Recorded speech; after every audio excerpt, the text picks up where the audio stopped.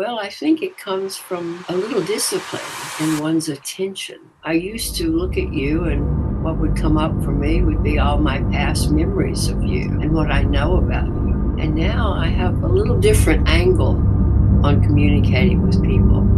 I try to bring my whole self. Being open to another person is maybe one of the most fun things you can do. I'm learning. So self-inquiry in my world is the only way to transformation because it regards.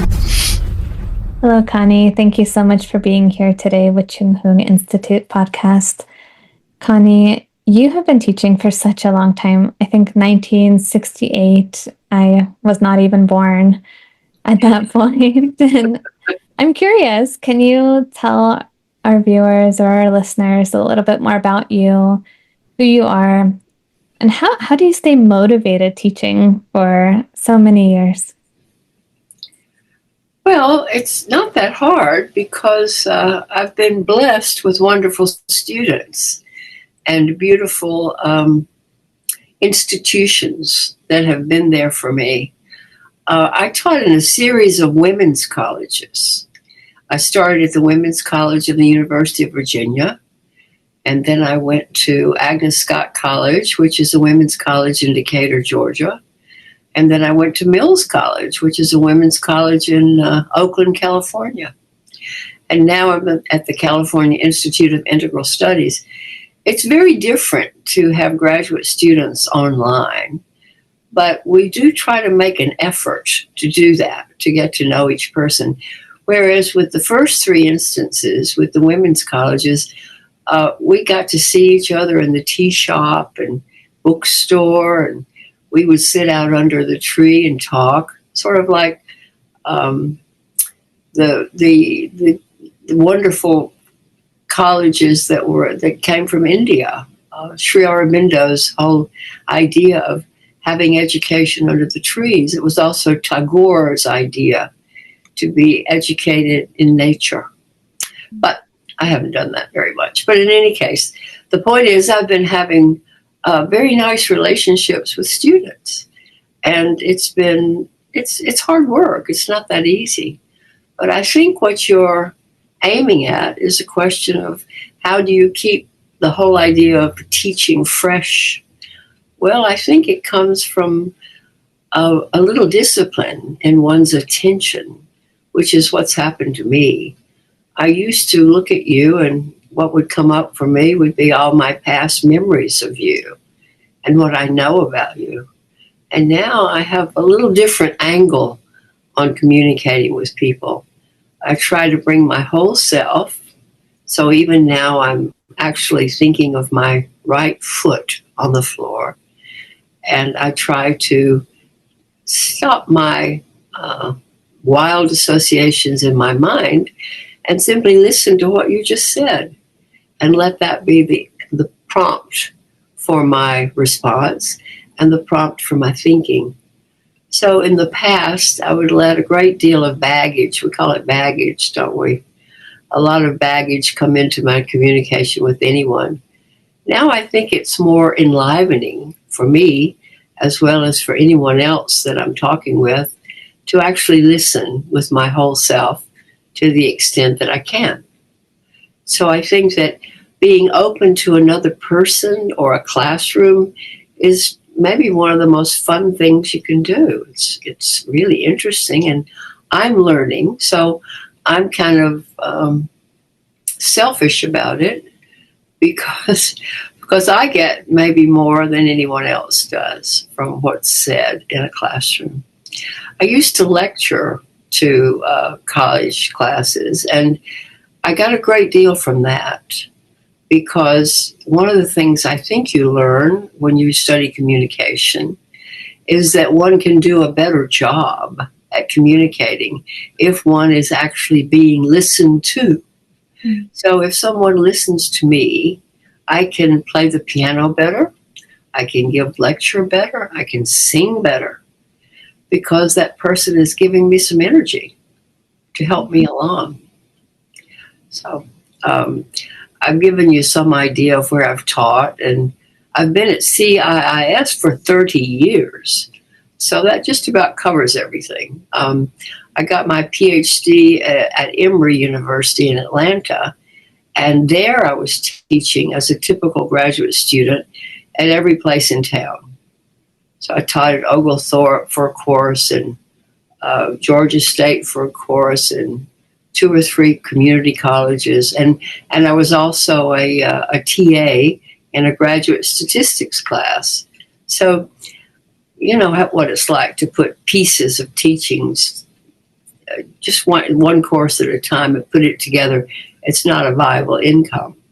Yeah. But it's one of the things that I did to supplement my income, because I had a sort of all expenses paid PhD grant. In any case, what I was studying was sociology of religion.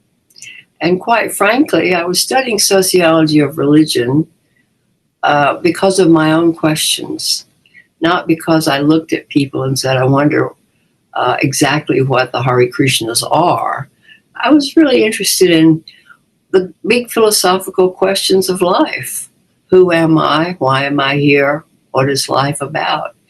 And I could sort of do these things cloak and dagger by being a sociologist of religion, because I got to visit all kinds of new religions. So that's what I've done in my whole career as a sociologist of religion. I have visited other systems of meaning, and I've interviewed people to try to understand how do they construct answers to this question of who am I? What is life about? What is meaning? Is that enough? Tell me, how did that change over time for you, Connie? Oh, well, it changed a lot. I started reading, I started reading about psychism. It was back in the 70s, and there was just a big rash going on about people studying psychic travel and astral travel and going to other planes. So I started reading all that, and that led me to ask some big questions about what are the dimensions of reality. And I almost immediately, got into Hinduism because when I did my dissertation, I did it on people born after independence in India. So I had a professor who was an Indian. He was my statistician guru, and we got to be very close. So I just said to other people, maybe we should have a Vedanta society in Atlanta. So we called up Chicago, which has the big Swami, and said, send us a Swami. So and they did. So we started a little Vedanta society in Atlanta, Georgia. And I started studying Vedanta. So that was my first entree into a belief system and a cosmology and an ontology, which is quite different from the Western one, which I must say I was not finding to my satisfaction. I had studied Western religion as an undergraduate and also for my master's degree, and it was a bit stilted or something. In any case, I turned to the East while I was getting my doctorate, and I did my dissertation on data that I gathered in India. So I spent 2 years in India gathering data, and then I got a Fulbright to India. So I went over and studied again in India, and I go to India every chance I get. But in any case, I moved on from Vedanta, but you don't move on from Vedanta. I mean, I just added things to it because I found Western esotericism, which it's not incompatible in the least with Eastern notions, Hinduism, Buddhism, and Taoism. They're all very similar in that they're non-dual. And so I found non-dualism was the answer to many, many of my questions. What was the biggest question that you had that you sought for an answer for a very long time? And I would love to hear what that answer was. Okay.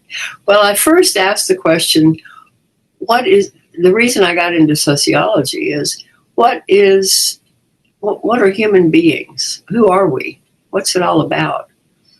And then I sort of started studying this cosmological frame of Vedanta, which of course is infinite. I mean, it goes beyond any time.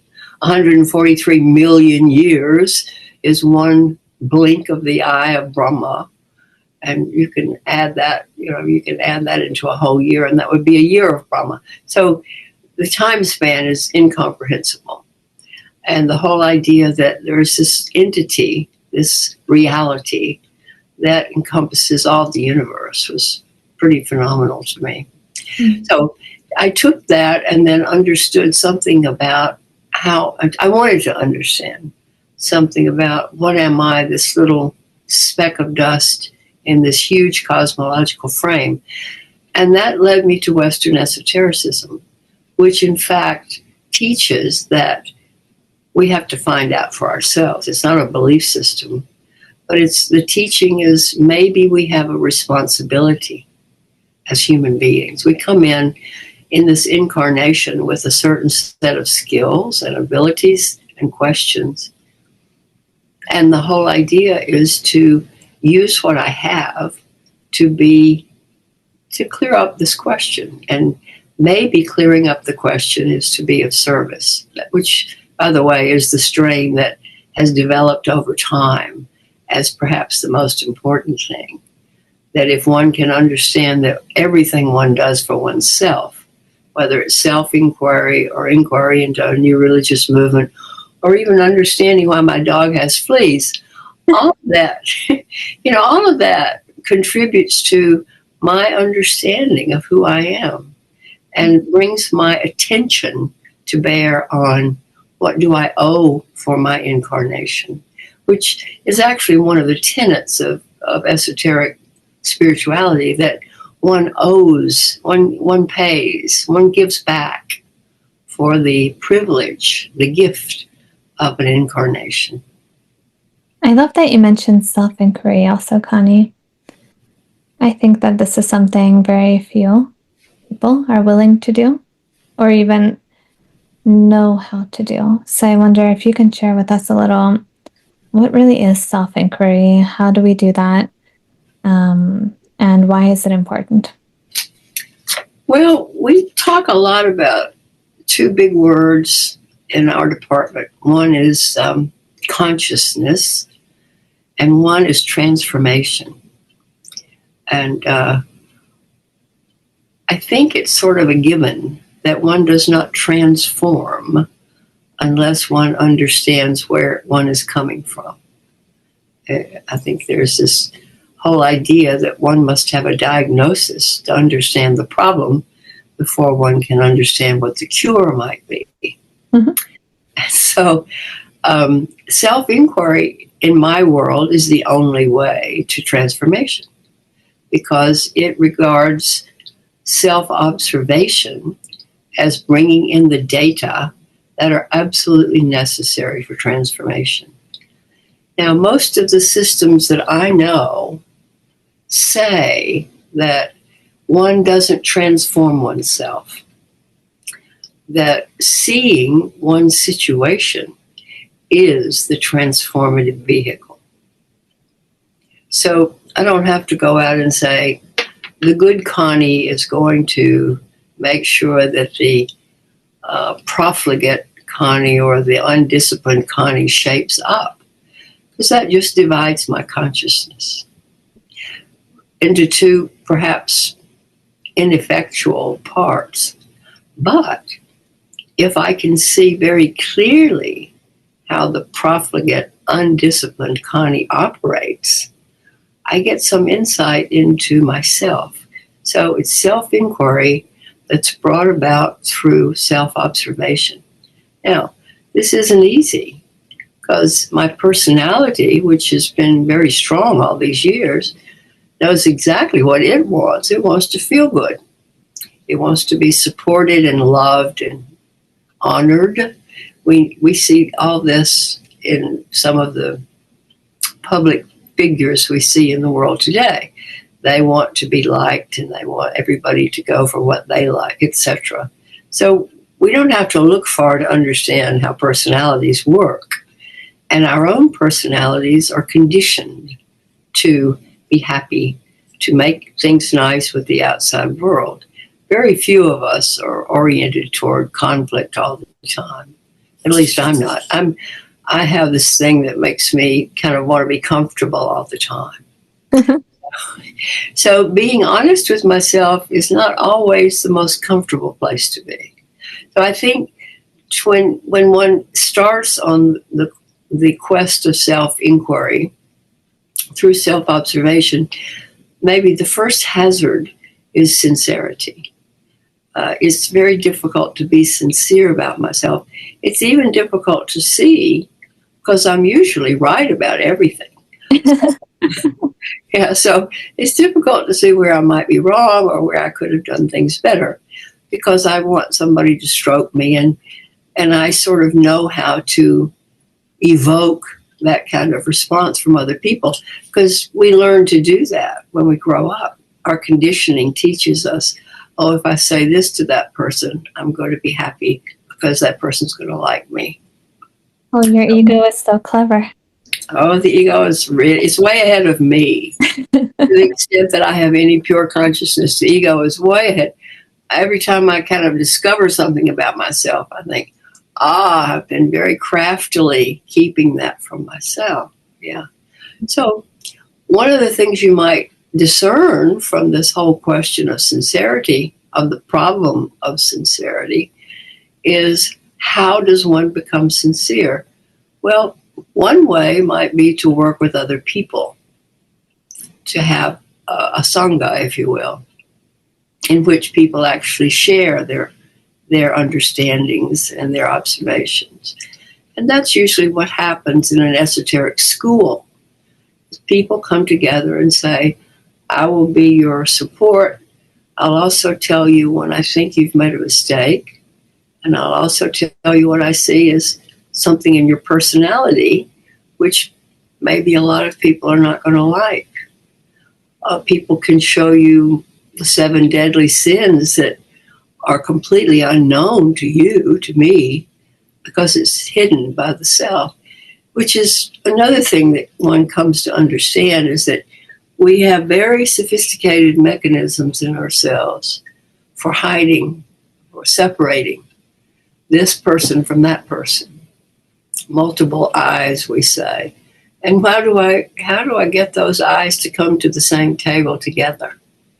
Well, I think the way is to do self-inquiry and self-observation and see the ways in which they have not come together.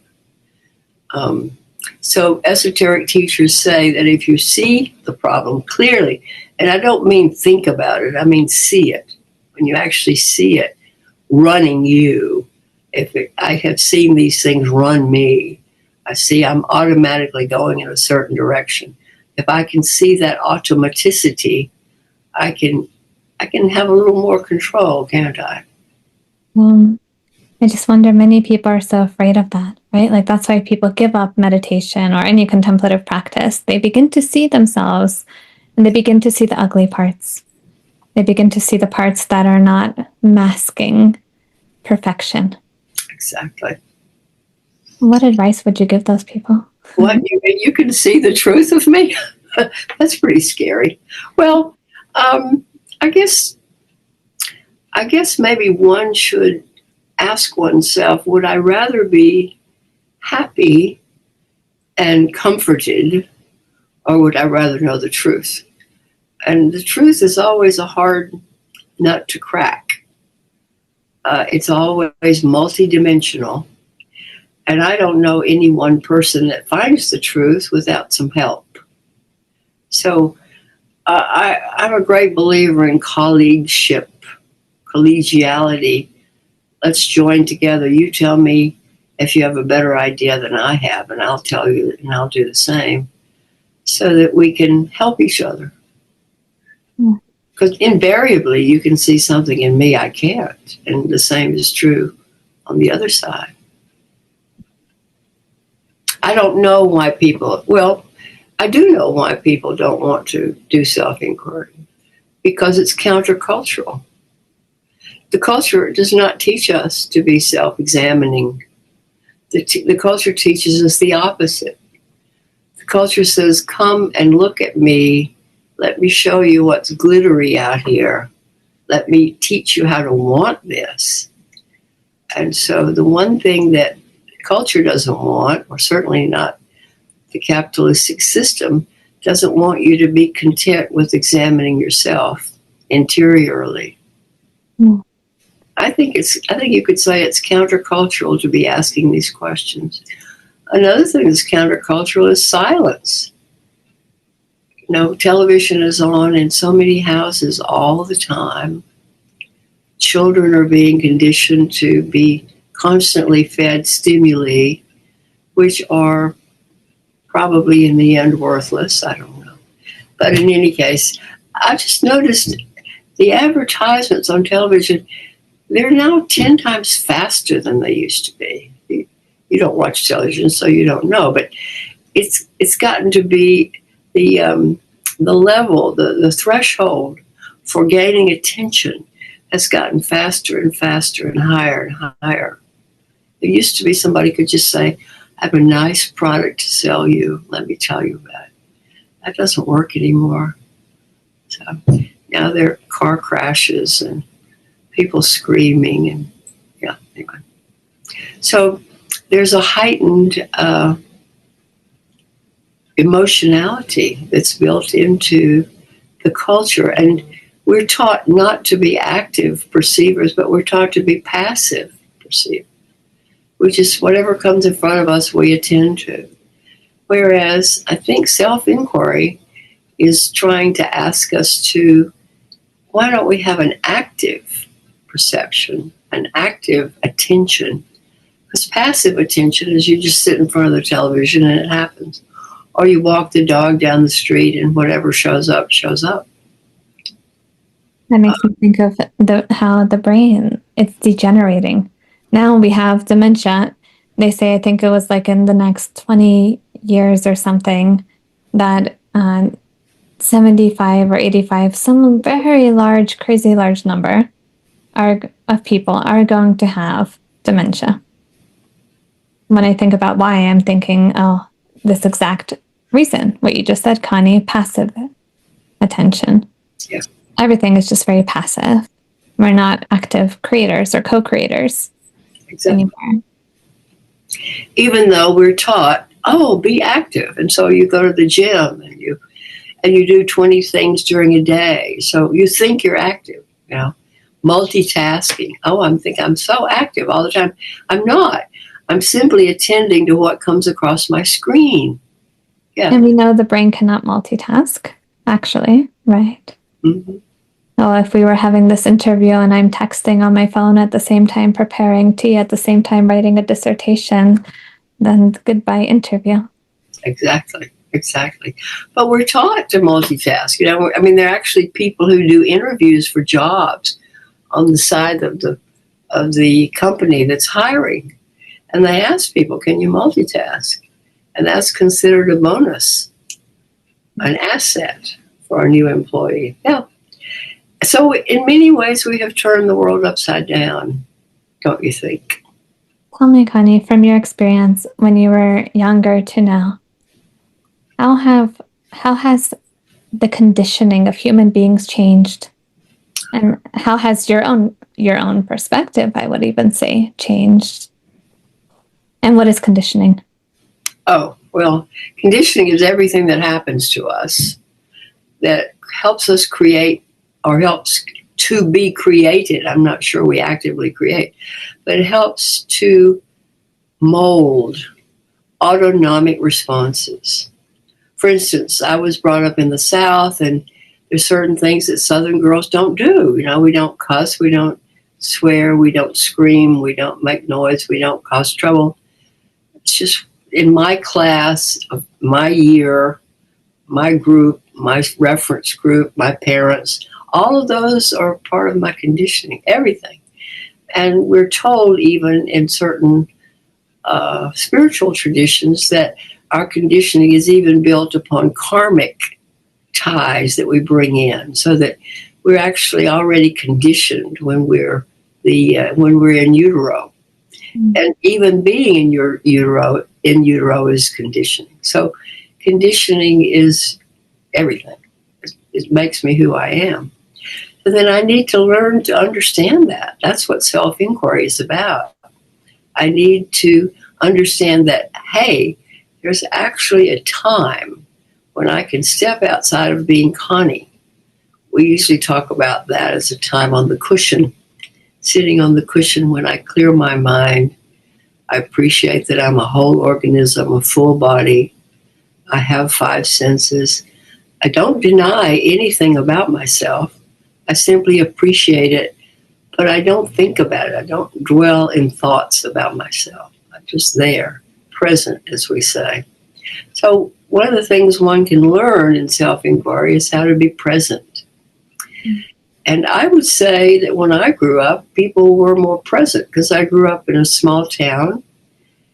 And even though it had a tremendous amount of image making, because everybody in the neighborhood knew every other bit of gossip about every other person in the neighborhood. But we weren't bombarded. I wasn't just fighting off all the stimuli that I think we're fighting off now in advertisements on television or your chat with the neighbor down the street. You're always having to talk about how horrible the world is or how bad the weather is, whatever. These sort of conventional expectations, I think, have become more, have lessened our freedom, is what I'm saying. How do we get out of the conditioning? If we're born into it, it's forced upon us, and we're hearing subliminal messages left and right. I mean, I know when I drive like long trips, and all the billboards are showing faces and are like, buy me, buy whatever. Mm-hmm. Yeah. How do we kind of break free from this? The old self-inquiry way would be look at it and see it. Can you see the condition? Can I see how I said yes to somebody because I was taught to say yes? I was never taught to say no. Mm. Oh, you mean I can say no? You mean I have something like that in me?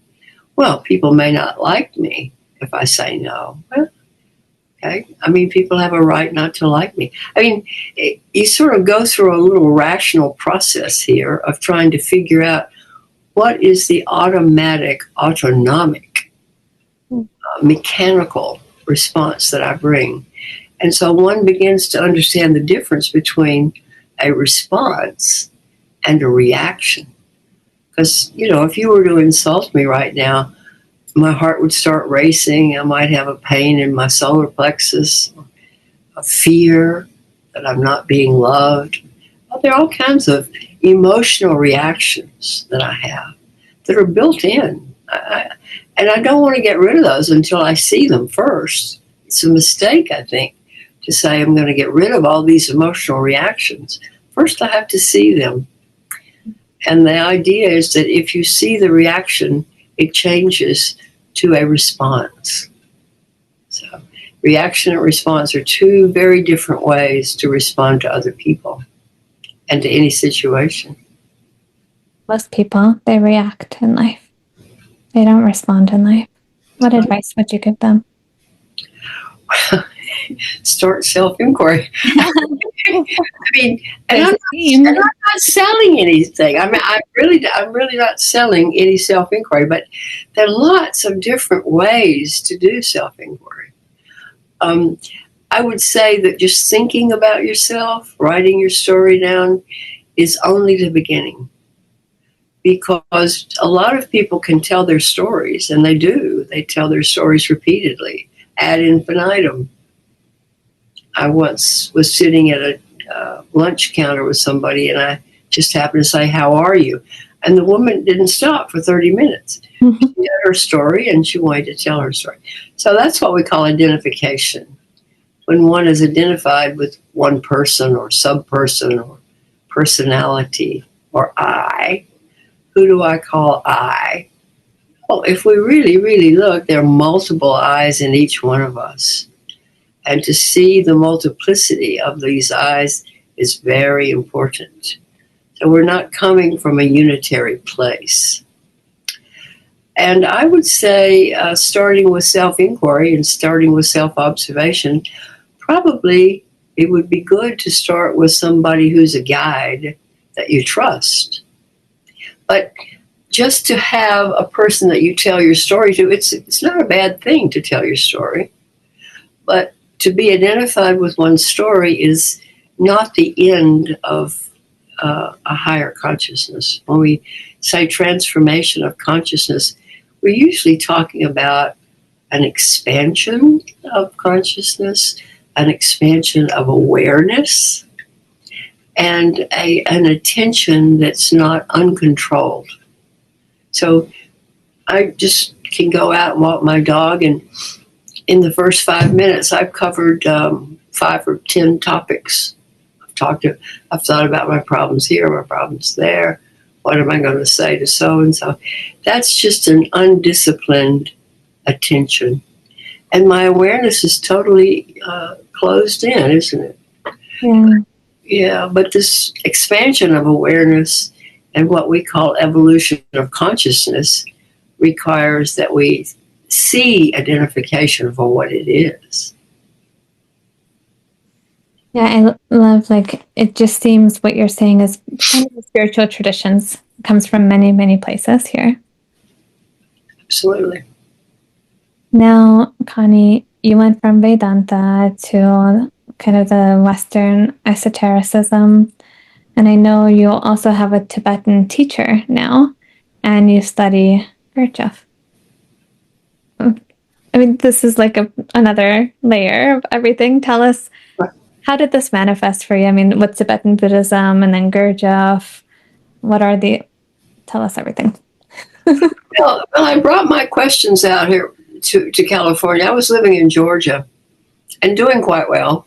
Then I came out and I got this postdoc. And I started talking to Jacob Needleman, who was the head of my postdoc program.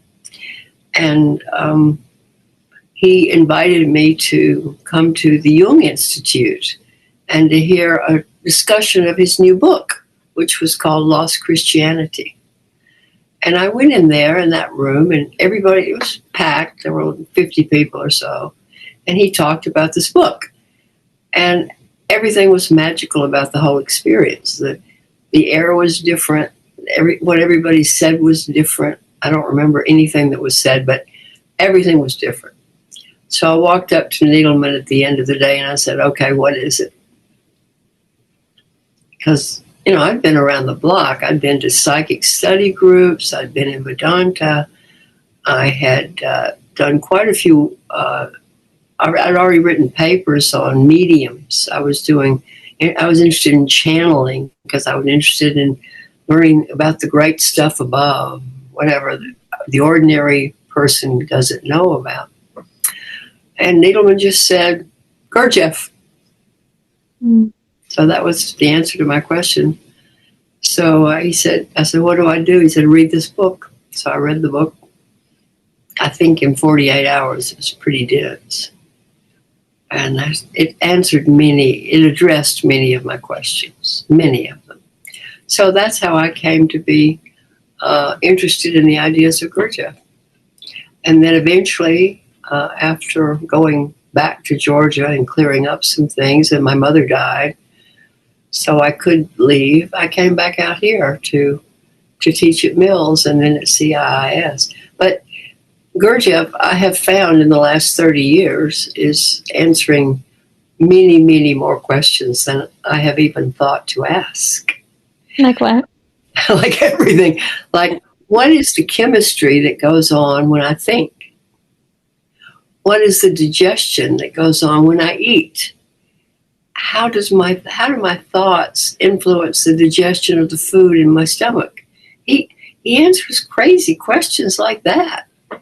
And where do I come from? And is there other life on other planets? I mean, he's just got a whole cosmology. He's got a whole physics, a whole chemistry. He certainly has a theology. And he has a great dedication to the welfare of all. So many of the exercises he teaches, he says, you say this before you do this exercise, you say, I do this for the good of all, which is exactly your prayer in Buddhism, which is for all sentient beings. Yeah. So this whole business of understanding oneself, this is one esoteric notion. It comes from Hermeticism. It's called as above, so below. So actually by studying the cosmos and how things work in the cosmos, the laws of the cosmos, one also learns the laws within oneself and vice versa. So there have been many esotericists who've had insights into astrology, astronomy, physics. I'm writing a book on Gurdjieff, so I have a whole collection of books by physicists, psychologists, brain surgeons, mathematicians, and they're all applying the notions of Gurdjieff, musicians for sure. They're all applying the notions that Gurdjieff brought to their own field. It's pretty interesting that somebody could pick up from an esoteric teacher insights into one's own field, even though one has a PhD in that field. But that's the case. So one of the things I'm interested in doing is trying to study the dissemination of Gurdjieff's ideas. They're not all contained with anything called the Gurdjieff groups. They've become common fare now in many ways. Just as, and you know this, David Bohm's ideas. Even though he's a theoretical physicist, his ideas have now moved into the spiritual world, in which he says there's an underlying non-empirical layer of reality. He calls it the implicate order. In Hinduism, we call it Brahman. Anyway, we won't get into the particulars, but the point is that there is, I think, a new communication across fields, particularly physics and spirituality. And there's a new angle on being spiritual, and it's very scientific. And I guess the first person to do that, to bring science to spirituality, was the Buddha himself. At least he was way back there. So it's a very exciting time, even though maybe we could say it's a polarizing time. I mean, never before have we been so deluded and so hypnotized by the media and what we're taught to be in culture. But there's never been so much joy and possibility. And, there are many teachings, especially the teachings from Tibet. Probably you know more than I. There are teachings that people have died to preserve that are being given to ordinary people like you and me. So it's a pretty amazing situation. And that's one of the things I'm learning from study of Tibetan Buddhism, is that so many of the ideas, esoteric ideas, that are in fact derived in the West from what we call the above, so below, the Hermetic principle. This comes from Hermes Trismegistus. Anyway, we don't have to talk about Western esotericism, but that Western esotericism and science and Eastern mysticism, maybe they're just talking about the same thing now. Does that make sense to you? Yeah, that something we try to do here at Chung Huong Institute is create a global dialogue with scientists, with practitioners, with different perspectives, viewpoints, right? And bring the spirituality and science together. So, Connie, you also teach about dialogue. And I'm curious if you can share the importance of such dialogue to happen, right? Because so many people would rather stay in their little box or their little cocoon. Majority, I would say, generalizing, of course, would rather stay in those spaces. So why is dialogue so important, especially now? Well, one brings a different perspective to dialogue than one brings to any other interaction or most other interaction.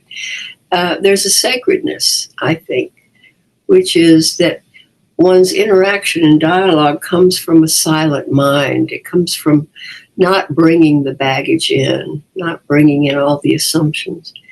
But in the process of dialogue, as you're respecting another person and you're speaking to another person, you begin to see that the baggage pops up. So I see, oh, well, this is a woman. And, if a woman's going to speak, she's going to think a certain way. So we have all these assumptions we make about women and races and genders. And he's an animal lover or he's not, or he's a Republican or a Democrat. All these assumptions that are built into the way in which we see another person.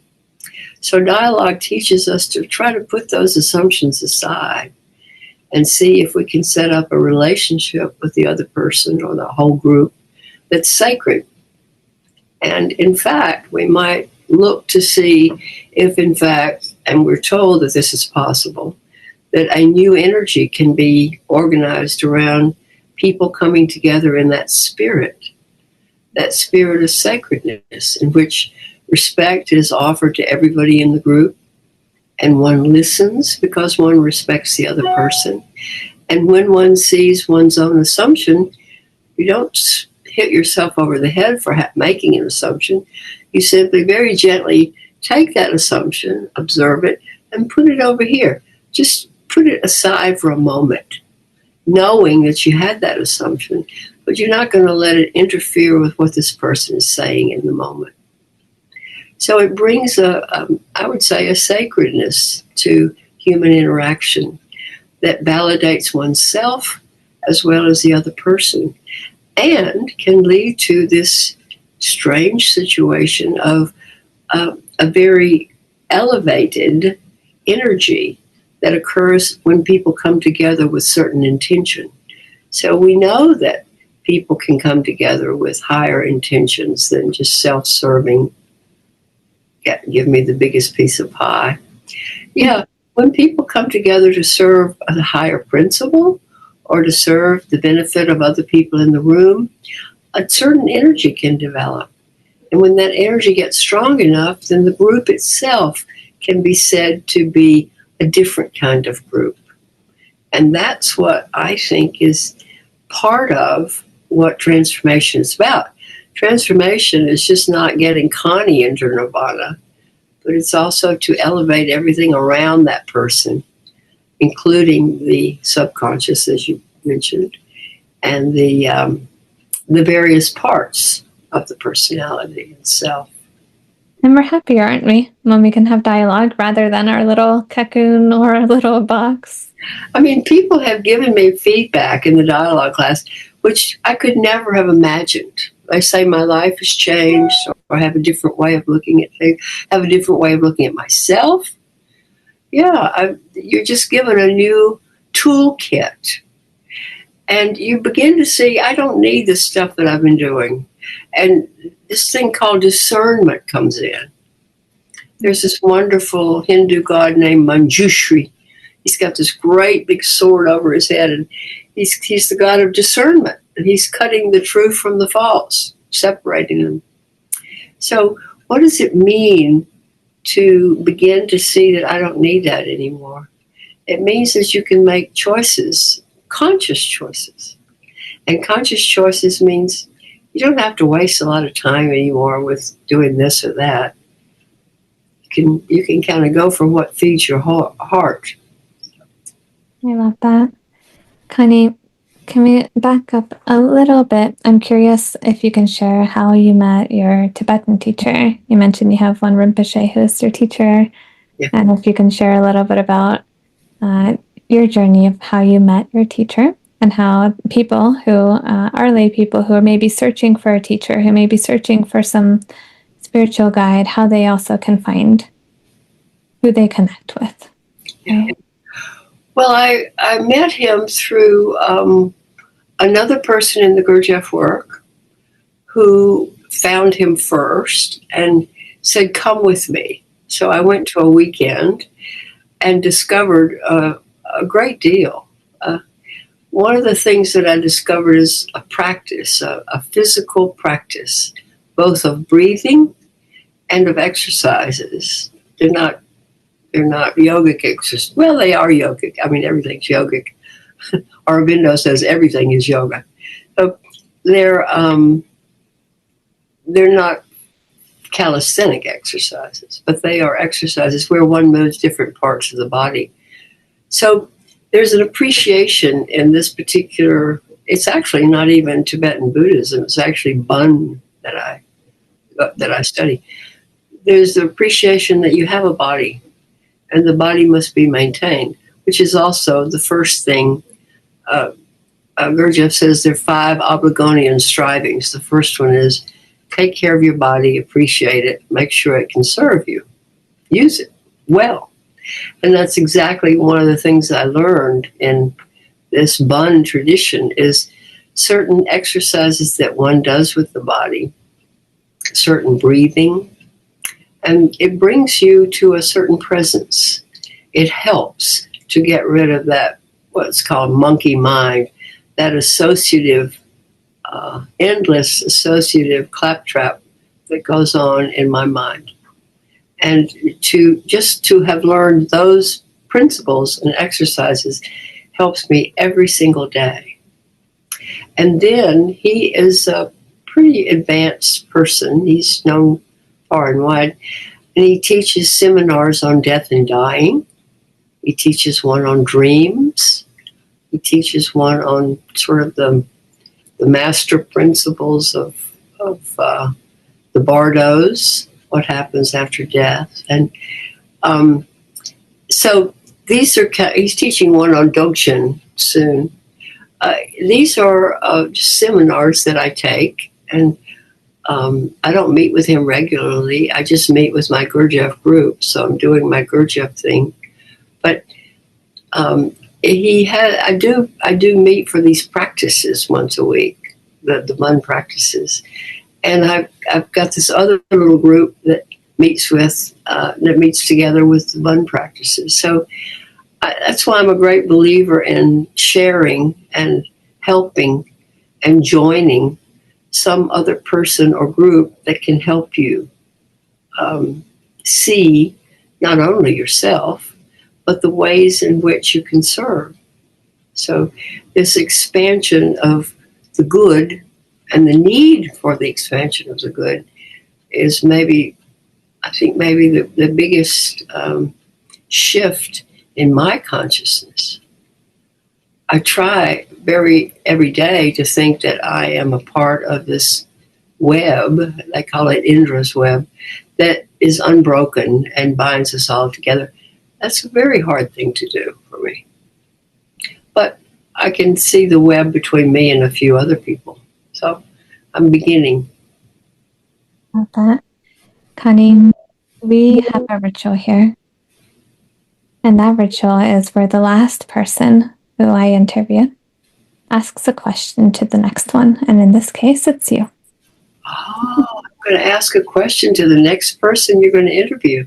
Well, you're going to receive a question now. A surprise question. Oh, I'm going to get a question from the last person? Yes. And later, off camera, you will have a chance to ask the next one. Okay. So they don't know. Connie, your question is, I'm going to read it here. With the toxicity we find in academia, what advice can you give to prevent burnout from the dramas that come with the field? This is for students and for professors and those who are maybe dissertation chairs and those who are jaded. How do they prevent that jadedness to happen? How can they remain kind and remove toxicity in the academic world?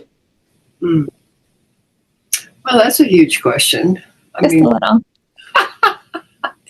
Well, of course, the great temptation for any academic, and I've been one for 50 years, so I know, the great temptation is just to live in your head and to think that every other thing that happens is inferior to my head. When, in fact, if I look at my head, it's kind of a scrambled mess.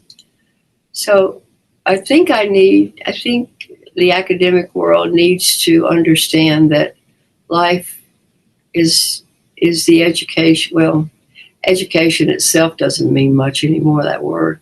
But to educate, to evolve, to develop, to understand as opposed to know, all of those require emotion, mental acuity, and the body.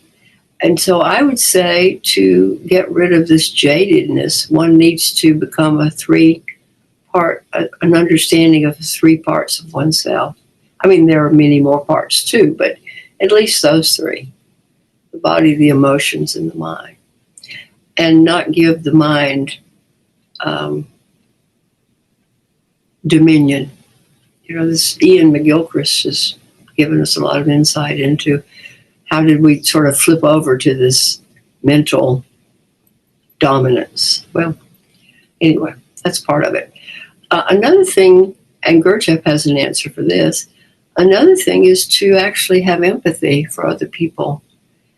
And to see in front of me, yes, darling, you are my student, and you've made some pretty bad mistakes, but we'll see what we can do about that. Maybe we can figure a way out of this mess. So that we are all subject to, I think, the law of accident. Until we become totally conscious, we are going to be subject to the law of accident. So if I'm subject to it and I get a bad deal, maybe I'll have empathy for you. I can have compassion for you.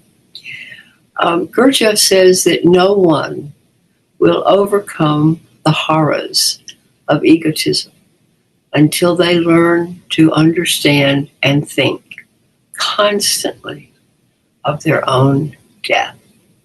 Mm. So I'm looking at you, realizing in a couple more decades, I won't be here. A few decades ago, I wasn't here. So my little contribution is very small. So why should I think that my contribution is much bigger than yours? But you're going to be subject to the same forces. And so if I have compassion for myself, I also have compassion for you. Maybe you could get a dog. I was just thinking about, what do I do for myself that's compassionate? I have a dog. So, I don't know. Is that enough of an answer? Yeah, and you don't stop teaching, and you share your wisdom and your happiness in your life with everybody. Yeah. Well, I must say, you're right about the happiness. The more, even a fraction, an infinitesimal move in the direction of a wider attention and a deeper awareness and a greater comprehension and a greater compassion, that does make you happier, doesn't it? Mm. Yeah, it's kind of the lesson I take from the Dalai Lama. I mean, who has seen more horrors? But he's always got a smile on his face. Yeah. Exactly. Connie, how can people learn more about you? How can they find you? And is there a book they can read by you? Well, I just published a book on Krishnamurti, and the only thing I disagree with him about is the fact that he doesn't encourage you to have a friend in the struggle. And I think having a friend in the struggle is important. So that would be my great caveat against Krishnamurti. But otherwise, he's got a fantastic way of looking at our situation as human beings. I don't have any private classes. I'm not a guru myself, but I do teach at the California Institute of Integral Studies, and you're most welcome to investigate taking a graduate degree from our institution in my department. I'm in the Department of Transformative Inquiry. So I teach courses in self-inquiry, both Eastern self-inquiry, Hinduism, Buddhism, and Taoism, and Western self-inquiry, which goes into in that class I also do indigenous views on self-inquiry. So we all have a lot to learn together. So if you want to come and teach me something, that would be great too. So in any case, I'm cjones@ciis.edu. It's pretty easy. Amazing. Thank you, Connie. And maybe one day we can have you teach a workshop or something here at Chung Huong Institute. Then people can really get to meet you. That would be wonderful. Wonderful. Well, we're going to start a series of consciousness salons. So if a person wants to write to me, they're not set up yet. But I'm quite sure that if you're off campus, you would be cordially invited to come, and they'd be free. So if you want to think about consciousness with some of us that are already thinking about it, we'll invite you. So just send your email to me and say, put me on the list. And don't expect anything for at least 6 months. We have to organize it first. So.